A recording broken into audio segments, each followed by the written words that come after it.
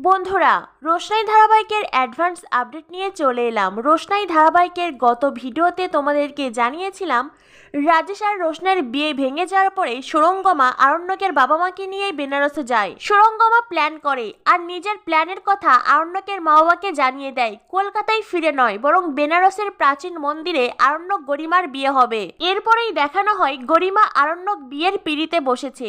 পুরোহিত মশাই মন্ত্র পড়ছেন, একে একে বিয়ের সব নিয়ম কানুন পালন হচ্ছে। আর এদিকে এই সব কিছু দেখে আজ রোশনাইয়ের বড্ড কষ্ট হচ্ছে।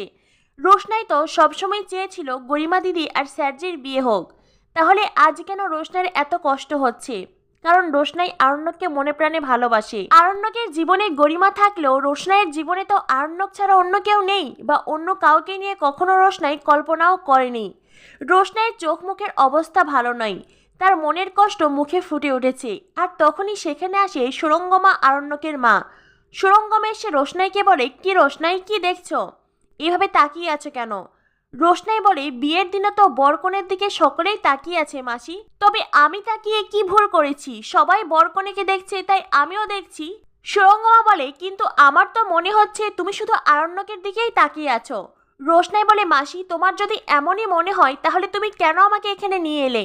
আমি তো আমার ঘরে বসে পড়াশোনা করতে চেয়েছিলাম, তুমি তো জোর করে এখানে নিয়ে এসেছো, আর এখন এইসব কথা বলছো? আরণ্যকের মা বলেন, তুমি যতই তাকিয়ে থাকো এইটা তো বুঝতে পারছো আজ আরণ্যকের কাছে তোমার জন্য কোনো সময় নেই, তোমার দিকেও ফিরেও তাকাচ্ছে না। বুঝতে পেরেছো তোমার জায়গাটা আসলে কোথায়? মন্দিরের মতন একটি পবিত্র জায়গাতেও রোশনাইকে অপমান করতে চায় না সুরঙ্গমা। যদিও রোশনাই পাল্টা জবাব দেয়। সুরঙ্গমা রোশনাইকে বলে, তোমার চোখ মুখ দেখে তো মনে হচ্ছে বিয়েটাকে তুমি মন থেকে মেনে নিতেই পারছো না, তোমার প্রচণ্ড কষ্ট হচ্ছে। এরপর এখানে উপস্থিত সবাই তো এইটা ভাববে যে তুমি তোমার দিদির বিয়েতে খুশি নও, দিদির বরের দিকে তোমার নজর আছে। রোশনাই বলে, মাসি তোমাদের সেটা মনে হতেই পারে, কিন্তু এই বিয়েতে আমি খুশি, আমি মন থেকে খুশি। কারণ স্যারজি আর গরিমা দিদির বিয়ে হলে আজকের পর থেকে আমাকে আর তোমাদের অপমান সহ্য করতে হবে না। কারণে অকারণে তোমরা আমাকে আর স্যারজিকে জড়িয়ে নোংরা কথা বলতে পারবে না। সুরঙ্গম বলে, ও আচ্ছা তুমি খুব খুশি, তাহলে তোমার মুখে সেই হাসিটা, সেই খুশিটা প্রকাশ পাচ্ছে না কেন? রোশনাই তখন সুরঙ্গমার সামনে মুচকি হাসি হেসে বলে, মাসি আমি সত্যি স্যারজি আর গরিমা দিদির বিয়েতে খুশি। এই বলে রোশনাই ওখান থেকে সরে দাঁড়ায়। আর এদিকে সুরঙ্গমা আরণ্যকের মা একে অপরের দিকে তাকিয়ে হাসতে থাকে। গরিমা আরণ্যকের বিয়ে দেখে রোশনাই কষ্ট পাচ্ছে, আর তারা সেই কাটা ঘায়ে নুনের ছিটে দিয়েছে, তাই তারা দারুণ খুশি। এদিকে দেখানো হয় গরিমা আরণ্যক একে অপরের সাথে মালা বদল করছে। গরিমাকে দেওয়া এত বছরের কথা রাখতেই আরণ্যক এই বিয়েটা করছে, আর তাই তো আরণ্যক নিজের ইচ্ছের বিরুদ্ধে গিয়েও হাসছে। আর এদিকে আরণ্যক গরিমার এমন হাসি মাখা মুখ দেখে রোশনাইয়ের বুকের ভেতরে উথাল পাথাল হচ্ছে। তখনই সেখানে আসেন বেনারসের একজন খুব নামকরা পণ্ডিত, আর সেই পণ্ডিতকে দেখে সবাই খুশি হয়ে যায়।